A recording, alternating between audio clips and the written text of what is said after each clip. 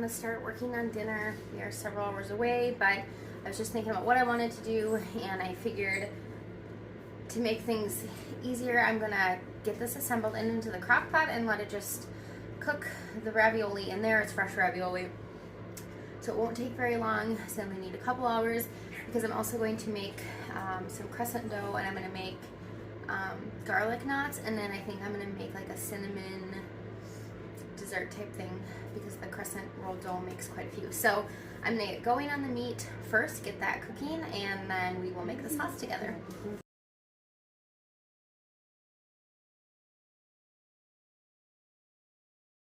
Kind of frozen. If you don't have one of these little meat choppers, I think they're like a great tool for the kitchen. I really like them. So I'm going to go ahead and just let this cook away, and then get my things to season up the meat and make the sauce. To season my meat here, I'm just going to keep it very simple because I'm going to season the sauce really well. I'm going to go ahead and just put in some black pepper, and I have some no salt seasoning from Costco, and I'm going to add that in there.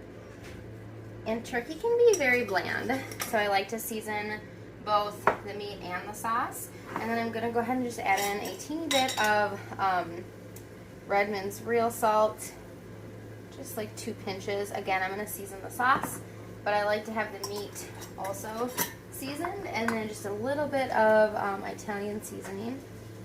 And again, we'll add more to the sauce once we get there, but I think it's very important to season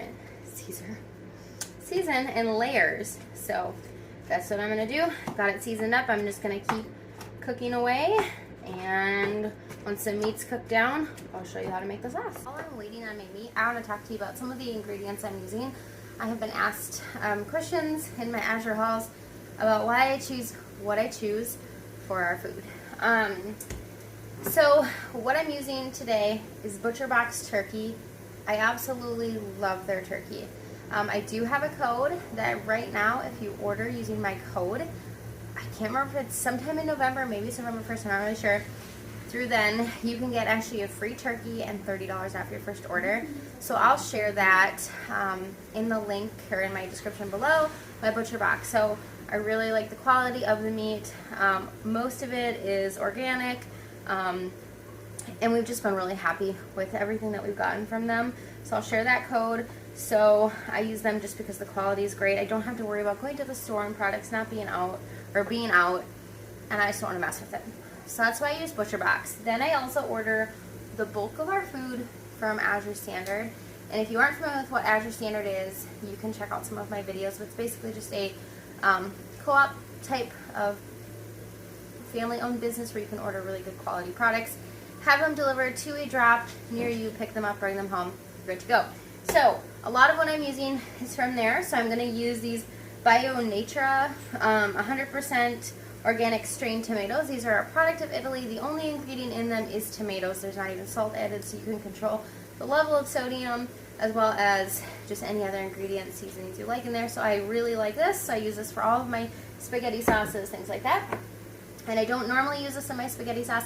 However, I have it in the fridge from a previous meal that I want to make sure I use it up before the 10 days after opening it goes by, because we don't want to waste it. So this is the same company, and this is just some tomato paste. So I'm going to go ahead and add that in there to intensify the flavor. I would add this in my pizza sauce when I make it, but really great product. Italy has higher standards than the US, so I do not mind using those products. Then I've got just a bunch of seasonings. The bulk of them are from Azure Standard. I like this particular roasted minced garlic because it is a product of the USA. A lot of garlic is a product of China or other countries, and I just prefer to buy my garlic and as much of my produce as I can from the US. Not everything is grown here. Of course, we can't, unless you just don't want to eat those things. But garlic is something that is very easily grown here, so I always try to find garlic from the US. So that's kind of that. I buy my cheese from Azure Standard. I buy big blocks of cheese. We shred them up.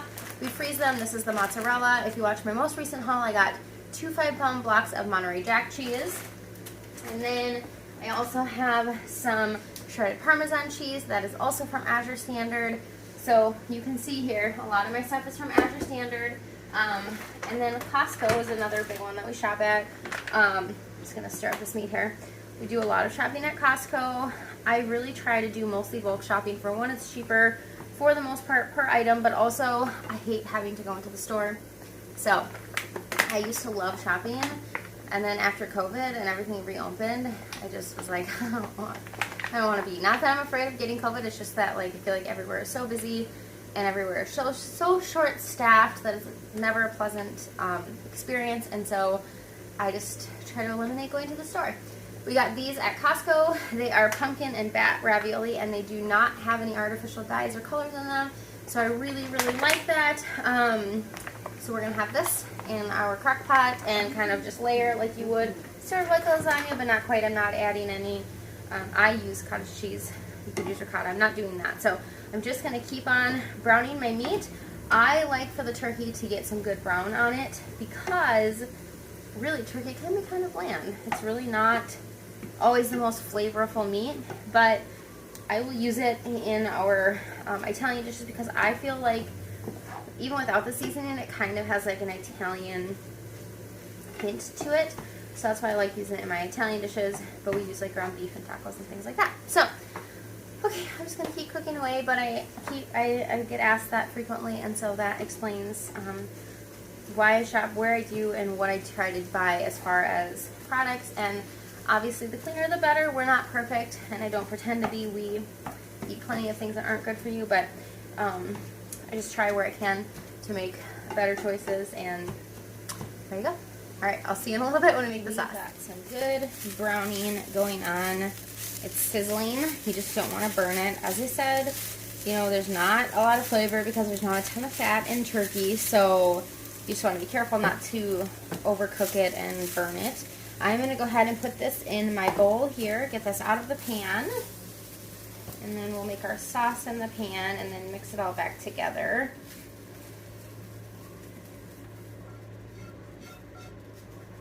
Okay. There's a few little bits of meat left in there, but that's alright, no big deal. Okay, the first thing I'm going to do is make sure my heat's turned down. So I've got it more on like a low, medium low. And I'm going to go ahead and add in a little bit of olive oil to my pan. And then to that, I'm going to go ahead and add in some of that roasted minced garlic. And I'm going to do a teaspoon. And we do want to move fast so our garlic does not burn.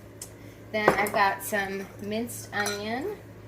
And I'm going to do a heaping teaspoon of that. And I'm going to just kind of move this around a little so my garlic doesn't burn. Alright, and then to that I am going to add in some more Italian seasoning, and I'm going to do 2 teaspoons of Italian seasoning. My first one was heaping, so I went a little under on my second one. And then we're going to add in a teaspoon of the no salt seasoning from Costco. And then we're going to add in a little bit more pepper. I don't measure my pepper. You certainly can. And then I've got a little bit more of that salt, just 1/8 of a teaspoon more of the salt. And just going to stir it around, and we're just kind of waking up those seasonings by adding a little bit of heat and oil to them before we add in the rest. So I just like the way that it kind of blooms the Italian seasonings and things like that. Perfect. Alright, so I've got my pepper in there, I got my garlic, no salt, Italian onion, and salt. Alright, so I got all of my seasonings in there. Great. I'm going to go ahead and add in this tomato paste. This is a 7-ounce jar, and I would say it's probably 3/4 of the way full. But like I said, I just don't want to waste it, so we're going to go ahead and just make this tomato sauce really tomatoey. Alright, you don't want to waste perfectly good food.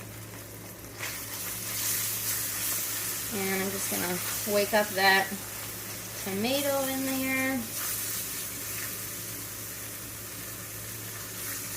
You can really smell the garlic, which is great. And you can use any seasonings you like. You can omit any of them. If your family doesn't like something, don't use it.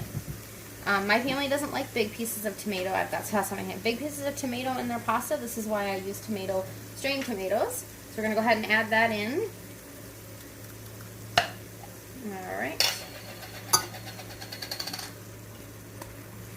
And then I'm just going to add a little bit of water to this and swirl it around to make sure I get all of the sauce out. Not a lot, just a little bit. Put the lid on. Give it a good shake. And you turned the heat down for 2 reasons. 1, tomato likes to spit back at you when it's hot, so that will help eliminate some of that. But also you do not want those spices and garlic and oil to burn, because that would not be good. So this is going to be a little thicker because we added in that tomato paste.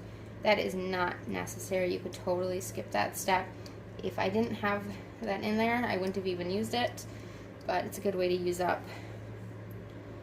what's left. You do want that in your pizza sauce, though.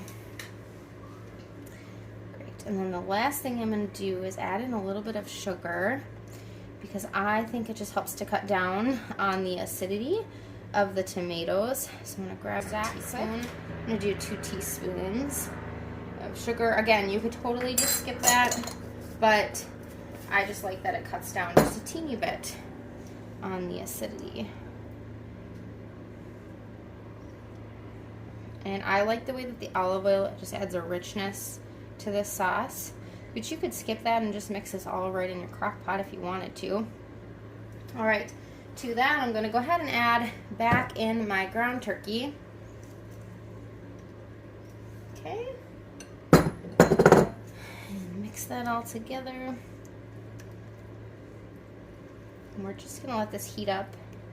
It's going to be in the crock pot, so you don't have to let it simmer for very long. If you were going to just use this as sauce, you'd probably want to let it simmer, let the flavors come together. I will often just throw it in my crock pot once it's all made and just let it simmer away in there all day. That way when it's time to eat... Oh, my dog, hold on. Alright, hopefully my dog is done barking. I don't even remember what I was saying, but anyways, my sauce is just about ready. Got my crock pot here, and I'm just going to go ahead and spray it with some avocado spray. You don't have to do this. In fact, I usually don't even spray mine, but given that this is pasta and I don't want it to stick to the bottom, I'm going to go ahead and just spray it a little bit. And then I'm going to just grab my sauce here. And I got to get rid of this other spatula here. Okay, so I'm going to just go ahead and add in just a little bit of sauce to the bottom, just to cover and again help some of those noodles hopefully not stick. All right. Okay, my kitchen's not great for doing this. All right, they're little bats. I'm just gonna put them down in the bottom, and some little pumpkins. It comes in a 2-pack, and I'm just gonna cook it all up because I don't really have another use for it until next Halloween, so might as well just cook it all. And I don't know, these may lose some of their shape in here, but that's all right. When I bought them, I wasn't sure what I was going to do with them. So, we're just making do. All right, now the next thing I'm going to do is just add in some more sauce. So we're going to do about half of what's here. Sorry that you can't see super well. It's probably easier to just do it like that, though, than to try to come around the other side. All right, my kitchen's not great for filming, but you know what? It's a roof over my head, so I'm thankful. Okay, great. Now what I'm going to do to that is just add some of the mozzarella cheese that we had in our freezer. Like I said, we buy it in bulk, and just go ahead and shred it up. Ooh, that is a big piece of mozzarella. I'm going to take that out, and I'm going to set it in here, and I'm going to put it, just break it up in this other, and I'm going to use that on the top, because that is way more mozzarella cheese than I need. Okay. I'll use the rest on the top of it. All right, then the next thing I'm going to do is add in a little bit of Parmesan cheese. And I just keep this in my freezer because we don't use it a ton, except for in dishes like this. So I just keep it in my freezer because then it doesn't mold and I don't have to worry about that. So just a little bit of Parmesan. Then, since Sundays are usually our pizza night, I had some frozen mini pepperonis that we used on a previous pizza night, and I just threw them into the freezer again just to keep them. I'm gonna go ahead and add a little bit. This will kind of bring that pizza night back in since we aren't having actual pizza. All right, great. So next thing we're gonna do is just add our next layer of our fun ravioli. Of course, you could just use regular ravioli and you could do it frozen. That'd be fine. There's a lot more pumpkin. They must be easier to make than the bats or something because there is significantly more pumpkin. And they're just filled with like normal ravioli filling, nothing special, no pumpkin or anything like that, but that's fine. I'm not a savory pumpkin kind of person. All right, perfect. Just like that. Now we're gonna dump the rest of my sauce on there. And again, sorry, bad angle, but such is life. Okay. I'm gonna make sure that I've got these as covered as I can get. Perfect. I'm gonna turn my stove off. Okay, so then I'm gonna go ahead and take that mozzarella cheese that fell in there before. Just break it up. Sometimes when it freezes, you get clumps. That's all right. They break up just fine. And this is all gonna melt anyway, so it's perfectly fine. And it's about 3 o'clock now, and my husband is usually home between 6 and 6:30, and then he showers, and then we get ready to eat. So it'll be in there for 3.5, 4 hours. A little bit more of the Parmesan cheese. All right, and then a little more of the pepperonis. Usually I like turkey pepperoni without the nitrates, but these little ones are kind of fun sometimes. So everything in moderation, right? All right, that's that. You can see all the cheese on my hand. I'm gonna close the lid. I'm gonna clean up the rest of my mess, and then we are going to get going on the croissant dough. So once this is ready and cleaned up, I will show you what to do next. All right, we are going to start the croissants. So I need 1 cup of milk, and I have these like shelf-stable milks. They're A2. I grabbed them, a couple of cases of them at Costco a while ago, and they do expire in December. So for things like this, I've just started using them up. My kids actually really enjoy drinking them, and so it's milk. It's just shelf-stable, and it's a liquid. So I'm going to go ahead and just put that in here, and this should be 1 cup.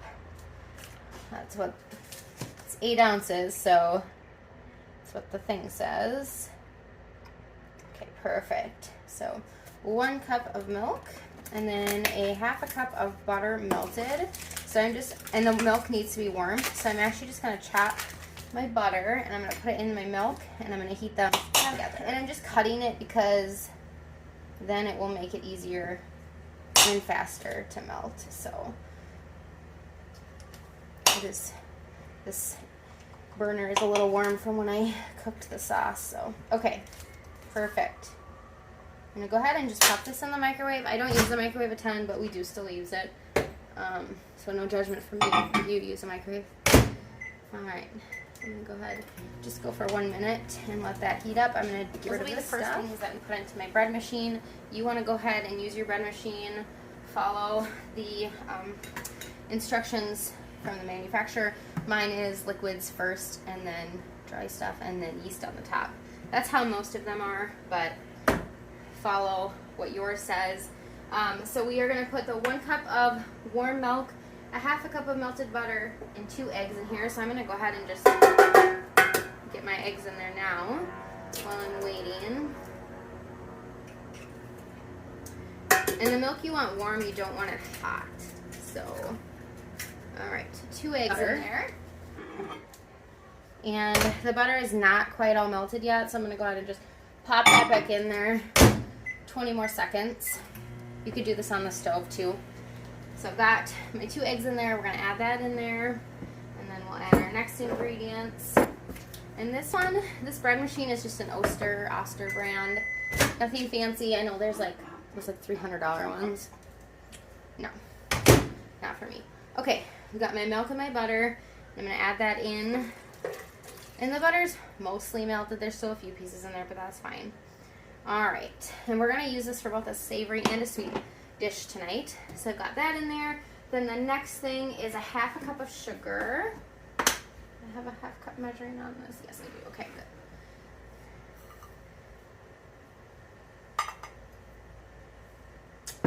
Just make sure. Okay, a little bit more. So this measuring cup is a 2-cup measuring cup, and I absolutely love it. I got it from Measure. All right, a half a cup of sugar. Okay, and then we're just gonna do a half a teaspoon of Redmond's real salt.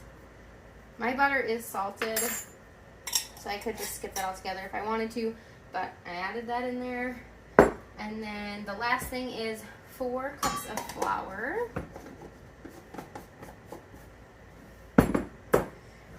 And I forgot my spoon. I need to grab my spoon. 4 cups. This is a 2-cup measuring, so we'll fill this up twice. Hopefully there'll be enough in there. That is 2 cups. Okay. 4 cups of flour. Then the last thing we're going to add in there is our yeast. And what I'm going to do is just make a little well in the middle of my flour mound there. And we are going to add in 2.5 teaspoons of yeast. I buy this in bulk and I just keep it in my refrigerator or my freezer. Oh, I almost did 4. That's a 2 teaspoon measuring. That would have been bad. 2.5 teaspoons. Here we go. I'll get there. Okay. 2.5 teaspoons. And then I just kind of cover it. Back up with the flour again. And just make sure I put my milk in there, my butter, my eggs, my flour, my sugar, my salt, and my yeast. Yesterday I made pumpkin donuts and we ate them and they were delicious, but I was like, they're kind of heavy and dense. And I realized I never put my baking soda in there. So, you know, we do make mistakes. All right, now I'm going to go ahead and just go to my dough setting, which is 9 on this one. Go ahead and start. And then this takes about an hour and a half. And that is for the first rise. So once that's done, it will be for 5 o'clock. We will get things going for the knots and then the cinnamon things that I'm going to make for dessert. So we're just going to let this go. I'm going to clean up this mess, and my pasta is right over here. And so I have like an hour and a half to get things done around the house. So I'm going to go do some laundry, clean this up, and I'll see you back in a little while. All right, we've got my dough is up to the top of the bread maker. I've got some baking sheets here, 2 of them lined with parchment paper, and I've got my little, I don't even know, this little thingy. I got it from Azure Standard, and I thought I would give it a try. I usually just roll things out on my counter, but I thought I'm gonna give it a try. We'll see how it goes. Oh, I need to get my pizza. Divide this dough into 2. Half of it we're gonna use for our croissants, and half of it we're gonna use for something I'm gonna make like a cinnamon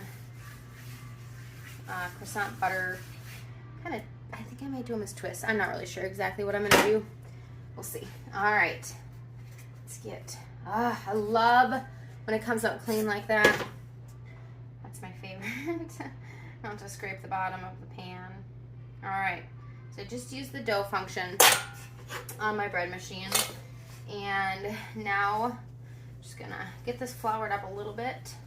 We're gonna cut it into 2. Yeah, we'll see. I'm not sure what the trick is to getting these to stick to your counter and not lift up. If you have one, let me know. All right. This dough is not very sticky, which is good, but we are gonna have to use quite a bit of flour as we're rolling it out because it does have the potential to become pretty sticky. So I'm just gonna eyeball it. You could wait if you want, but I'm not going to. I'm not that worried about it for this. It'll be just fine. All right. So we're gonna set one off to the side. And we're gonna take our other one. Just gonna flour a little more. And we are going to roll this out into a circle.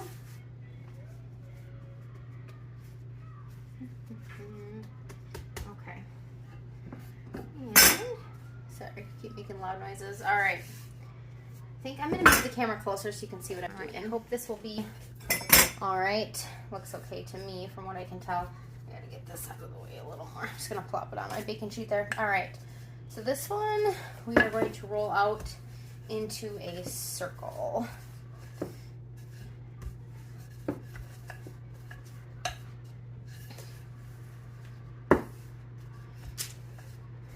You can see some air bubbles in there. You know your yeast is working then, which is good. Just keep rolling it out into a circle. It is a really stretchy dough, so it likes to bounce back a little, so just keep on working on it. I am not too worried about it being a perfect circle. If that bothers you, you do you. It does not bother me because we're gonna, look at how the dough bubbles. We are going to be cutting these anyways, so I'm going to about a 12-inch circle, approximately. There's so many bubbles in there. Okay, we got approximately a 12-inch circle, and however you want to cut this is really up to you. You can go just a few, you can cut them into more. It's kind of up to you how you want to do it. So I am just going to start out cutting it, and then let's see, I think I'm going to do each one into 3.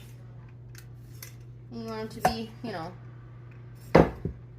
as equal in size as you can, but again, I'm not super like anal about it or anything. That's just not how I cook. Okay, so just like you would, just moving these out of the way, when you get a thing of croissants from the grocery store in the cans, you know, you just roll it up, starting with the thick side, and roll them like that, and set it off to the side.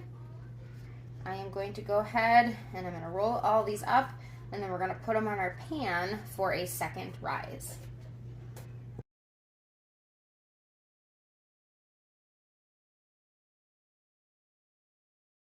I just realized I wanted to make these garlic knots, and I forgot about that. That's what I said I was making. That's what I was going to do with them, but I got in the croissant, and we were going to make the cinnamon croissants. So I could unroll them and do the cinnamon first. I can't believe I did that. Do I want to do that? Do I really want them to be garlic knots? I could just turn them into garlic knots. I think what I'm going to do, do I want to? I don't know. I'll have to think about this and get right back to you what I want to do. All right, I think what I'm going to do is I'm going to set these off to the side, and I'm going to come back to them, and I'm going to do the other, the cinnamon with them. I'm hoping they'll be all right if I move quick enough. I can't believe I did that. When you make something so often just one way, you kind of forget about it. So I'm just setting these off on my pan, and I'm going to do the garlic knots first. Okay. All right. Back to this one, and a little bit of flour. We are going to roll into a rectangle for the garlic knots. I cannot believe I did that. Well, if you're making croissants, that's the way you would do it. I'm going to use them as croissants, but I'm going to fill them with cinnamon sugar. Okay, let's do garlic knots first. So I don't pretend to be a perfect cook by any means. I make mistakes all the time, and you just saw living proof of that. That's okay. I was just watching Becky from Acre Homestead, and she was having some trouble too. So we are just gonna make do, and that's all right. Okay, perfect. What we're gonna do is just cut this into strips, and I don't know, maybe like 3/4 of an inch. I don't, just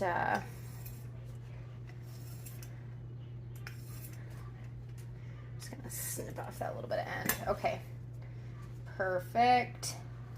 All right, then we are going to just move them out of the way here Let's see, how many did I get? My brain is not functioning.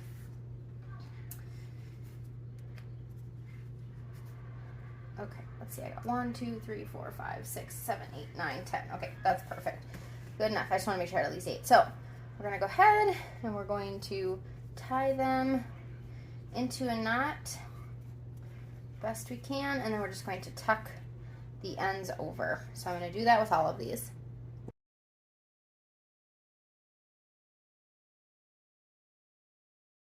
All right, I've got my little garlic knots here all tied up, and I just tucked the ends underneath, and I am just going to put them on my baking sheet here.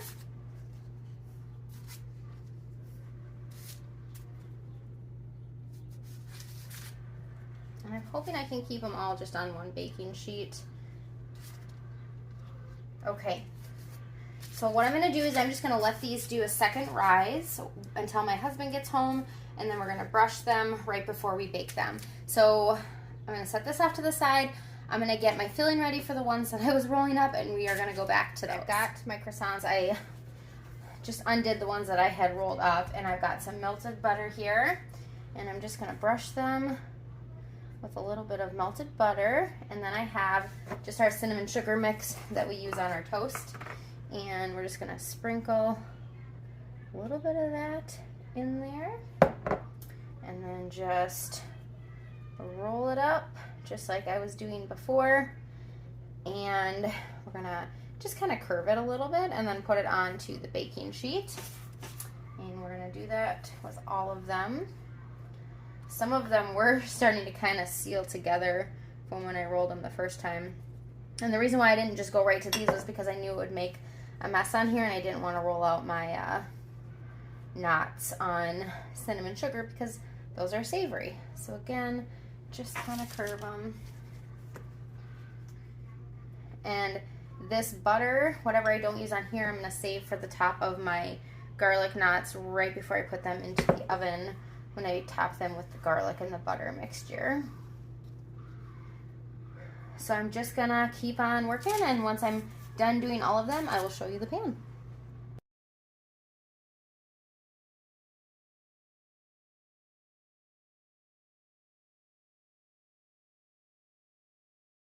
I've got my cinnamon croissants and my knots here, and I'm just cleaning up the counter, and what I'm going to do is I'm going to cover them with like a tea towel, potato sack kind of thing, let them sit until my husband gets home, which will be about 45 minutes, to rise as much as they can, and then I will bake them.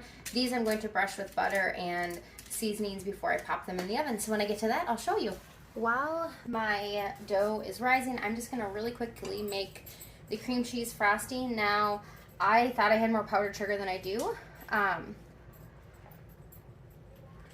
So I'm hoping I have enough. So all I have in here is 1 block of cream cheese that I softened, 1 stick of butter that I softened, and then I put approximately 2 teaspoons of vanilla in there, and I'm going to go ahead and just mix that up first, and then we are going to add in some powdered sugar.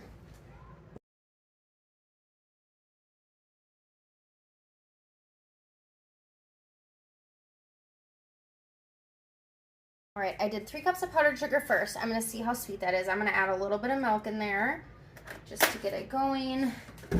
The consistency is kind of up to you. The more milk you add, obviously, the runnier it's going to be. But I'm just mixing this together, and then I'm going to see how it tastes and see if I need to add in that 4th cup. I probably do have that, but I want to first make sure it's not too sweet. I actually like the taste of the cream cheese as opposed to just the sweetness. So I'm just going to keep whipping this, getting it nice, light, and fluffy, and then I'll give it a taste.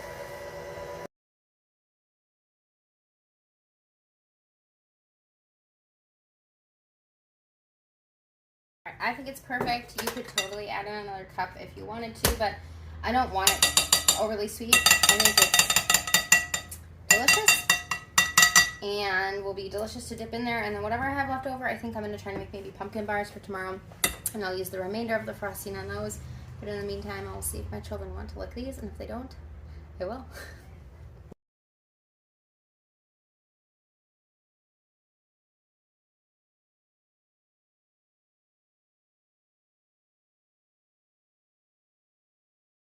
Right here, I am They're just ready for brushing the oven. the Oh, they look so knots delicious. with garlic. They're gonna go and in at parsley and butter mixed 375 for together, 12 to and sprinkle a 15 little minutes, Parmesan cheese. just until they look like they're golden brown. And I'm gonna bake these ones at the same time, because when we eat these, we don't want them to be super hot because they'll be hard to handle.